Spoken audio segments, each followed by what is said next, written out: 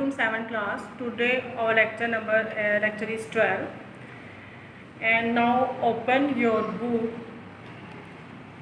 unit number 8 and page number 58.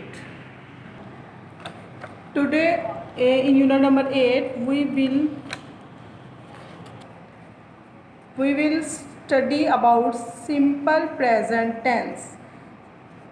Simple present tense में आप present indefinite के बारे में भी इसमें पढ़ेंगे और सिंपल प्रेजेंट भी पढ़ेंगे जिसमें इज़ आर एम का इस्तेमाल होता है। अब वो कहता है the tense of a verb, कि एक टेंस का जो वर्ब होता है जब हम यानी कि वर्ब लगाते हैं is R am helping verb के तौर पर या मेन वर्ब के तौर पर लगाते हैं, वो कहता है शोज़ द टाइम, यानी कि वो हमें टाइम बताते हैं। वर्ब जिस तरह इस्तेमाल होगा उसी तरह हमें टेंस के बारे में एक्सप्लेन कर देगा। When an action or event took place, कि किस टाइम पे ये एक्शन या जो भी वाक़या हुआ कब रूनुमा हुआ। अब वो कहता है the simple present tense is use to show some time, वो कहता है taking place at a present time. जैसे फॉर एग्जांपल वो दे रहा है सी हाउ ही रन्स, यानी कि वो कह रहा है देखो वो किस तरह भागता है, ये उस टाइम है जब वो भागता है। ठीक है, रन्स ही के साथ उसने एस का इजाफा किया जो बता रहा है कि ये प्रेजेंट इंडेफिनिट है।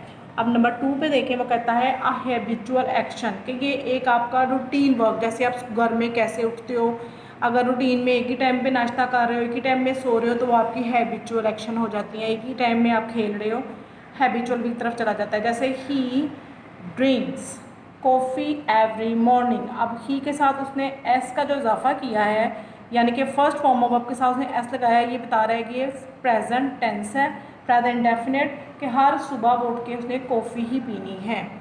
He gets up early every day, यानी कि वो रोज़ाना सुबह जल्दी ही उठती है। उसने गेट के साथ एस लगाया, फर्स्ट फॉर्म ऑफ वर्ब लगाई, प्रेजेंट इंडेफिनिट आ गया। अब जनरल जो ट्रूथ हैं, जैसे शुगर इज़ स्वीट, अब शुगर वो स्वीट तो हम नहीं कर सकते हैं, ये यूनिवर्सल ट्रूथ होते हैं। 5 and 5 make 4, 5 और 5 10 ही होंगे, 11 नहीं हो सकते। इसी तरह honesty is the best policy, आप पढ़ चुके हैं और आप ये भी पढ़ चुके हैं द अर्थ रिवॉल्व्स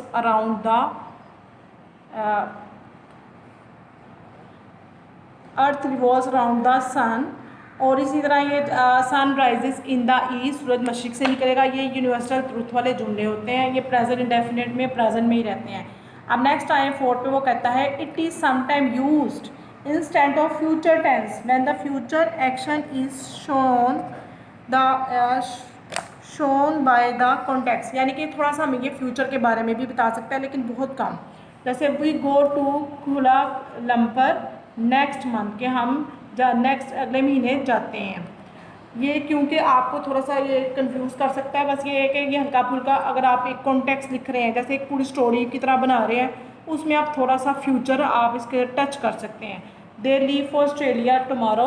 अब नेक्स्ट आते हैं 5 पे, वो कहता है ओकेजनली बाजुकात it is used instead of the past tense to make a story more vivid, यानी कि वो कहता है अगर आपको स्टोरी सुना रहा है, स्टोरी क्योंकि आपको पता है पास्ट का हिस्सा होती है, वो पास्ट में बयान की जाती है, लेकिन बाज़ का हम उसको बहुत क्लियर बहुत वाज़िया करने के लिए हम उसको प्रेजेंट इंडेफिनिट में या प्रेजेंट में भी लिख सकते हैं। जैसे ये देखो, वो कहता है द प्रिंस, अब प्रिंस का यहाँ पे वजूद नहीं है, स्टोरी का हिस्सा है।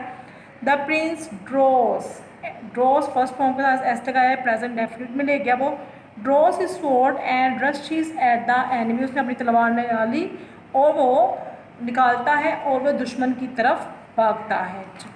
The giant at once cries out in a terrible voice, ठीक है, यानी कि वो जो कहने कोई दिन बूथ की तरफ वो लेके जा रहा है, उसने एकदम चीहा यानी कि टेरिबल आवाज़ में, खौफनाक आवाज़ में चिल्लाता है।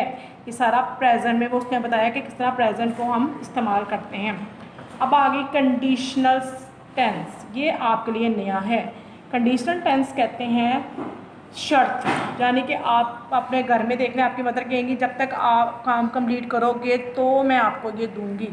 ठीक है, अगर आप अपना ये होमवर्क कंप्लीट करोगे तो आपको टीवी देखने दिया जाएगा, यूँ ही है ना। यानी कि आप देखोगे एक हमेशा जुमला प्रेजेंट में रहता है, दूसरा फ्यूचर में जैसा है जाता है। जैसे ये देखो, if you open the books, present definite आ गया। You will find a dress inside, तो फिर ही आप उसमें गिफ्ट कोई ड्रेस पाओगे। इसी तरह जैसे if you complete your work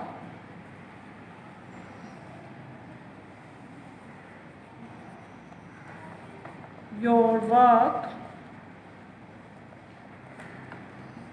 you will get a prize. ठीक है, एक में प्रेजेंट डेफिनेट आता है और दूसरे में फ्यूचर है। ये आपने फर्स्ट कंडीशन पढ़ ली है, अभी आपने मज़ीद कंडीशंस पढ़नी है, याद रखना है। फर्स्ट कंडीशन में एक में प्रेजेंट इंडेफिनेट होता है, दूसरे में फ्यूचर इंडेफिनेट होता है। अब ये ओरल सेंटेंसेस है, ये देखिए वो कहता है he walks, she walks, it walks, the student walks.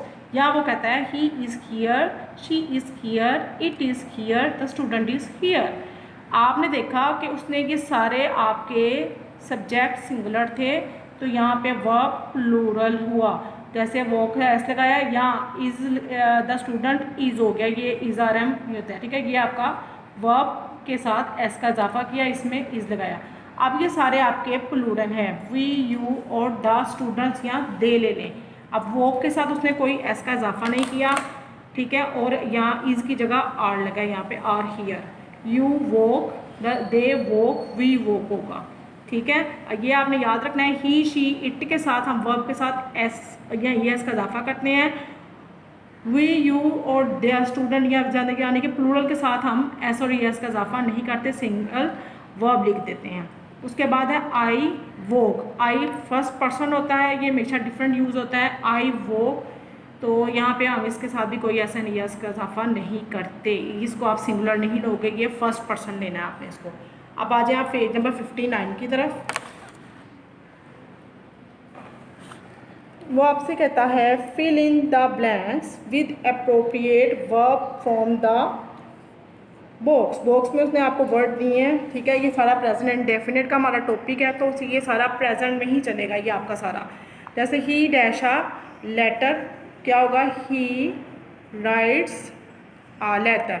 The footballer dash a goal, क्या करेगा, वो स्कोर करेगा। He the footballer scores a goal. अब तीसरा देखें, वो कहता है द कोबरा हिस्सिस, ये आवाज़ निकालता है इस टाइप की। ठीक है, एंग्रीली, नाराज़गी से। Creams father sells set in my neighbourhood, ये ना फूड होता है जिसमें गोश्त, चावल वगैरह शामिल होते हैं। ठीक है, he whistles while he works at great speed. सारे ऊपर वर्ड से आपने यानी कि पढ़ते हुए उसके मुताबिक फिल कर देना है। नेक्स्ट है pair the word in column 1 with those in column 2। ये भी उसने सारा आपको अब प्रेजेंट का बताया है। जैसे वुड क्या करती है, वुड फ्लोट, वो तैरती हैं, लकड़ी हमेशा ऊपर तैरती है। आइस कोल्ड होती है, इज़ कोल्ड, इज़ारम का इस्तेमाल है। स्टोन्स सिंग, ये इंडेफिनेट का इस्तेमाल हो गया। I am satisfied, pigs are mammals, the bananas are ripe. अब आप नीचे आए, वो कहता है make the following sentences plural. अब वो कहता है द सेल्स गर्ल, यानी कि गर्ल एक है। रैप्स, वो आपके साथ एस का इजाफा हुआ क्योंकि आपका सब्जेक्ट सिंगुलर था। रैप्स अप द पार्सल, वो कहते हैं इसको प्लूरल कर देना है, तो हम क्या करेंगे, हम सेल्स गर्ल को दोबारा लिखेंगे, सेल्स गर्ल्स हो गया ये। ठीक है, प्लूरल हो गई। अब रैप्स की जगह रैप आ जाएगा। ठीक है, रैप एस कट गया। अब एलिफेंट में हमने यहाँ पे अगर एस का इजाफा करते हैं तो यहाँ पे ट्रैम्पल्स द ग्रास, ये ट्रैम्पल्स के साथ एस हम काट देंगे। द एस्ट्रोनॉट्स, अगर हम इसको प्लूरल करते हैं, यहाँ पे हम एस लगाते हैं तो वेयर्स के साथ आपका एस कट जाएगा। पेपर में आपको लाइंस नीचे आएंगे, उस पर आपने प्रॉपर तरीके से लिखना है, और यहाँ पे अब आपने इसके आगे लाइंस लगा के लिखने ज़्यादा बेहतर है, मिस्टेक का चांस नहीं रहेगा, इसके ऊपर आप लिख लेंगे। फायर फ्लाइज का स्पेलिंग बदल जाएंगे, फ्लाइज, लुक्स की जगह हम लुक कर देंगे, लाइक का बोलो फायर। इस तरह आपने ये सारा बाकी फुलना। द मैन था यहाँ पे, ये मैन हो गया। द मैन कैचेस की जगह कैच हो गया, ई एस कट गया।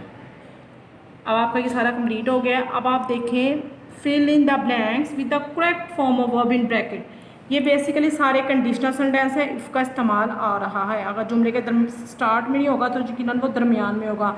अगर इफ़ जुमले के स्टार्ट में आएगा तो दरमियान में कोमा आएगा। जैसे है इफ़ इट रेन्स, अगर बारिश होती है। We shall stay at home, तो दूसरे में फ्यूचर आ गया है तो हम घर रहेंगे।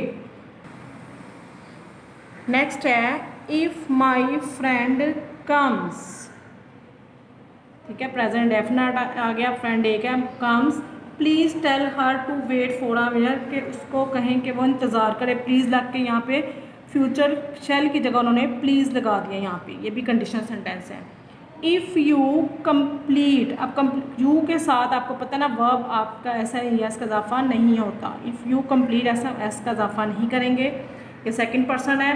If you complete your work you may leave first, अब मे भी ये वही निशानी गा गे की ही निशानी में आ सकता है कि तुम जल्दी चले जाओगे।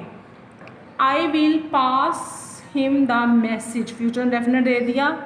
इफ़ आई सी हिम, ये फर्स्ट पर्सन है, इसके साथ भी हमको ये ऐसा नहीं है इसका इजाफा नहीं करते। ये आपका टॉपिक खत्म हुआ। इसमें आपने प्रेजेंट इंडेफिनिट पढ़ा है, सिंपल प्रेजेंट पढ़ा है, और आपने कंडीशनल सेंटेंस से आप इंट्रोड्यूस हुए हैं इसमें। ये फर्स्ट कंडीशन आपने पढ़ी है, याद रखना है, एक में प्रेजेंट इंडेफिनिट आना है तो दूसरे में फ्यूचर इंडेफिनिट या प्लीज़ लग के या मे लग के थोड़ा सा बताएगा, लेकिन ज़्यादा है कि फ्यूचर इंडेफिनिट आता है। अच्छी तरह पढ़ लें अब आप इसको, और आई होप आपको सब समझ आ गया होगा। Thank you.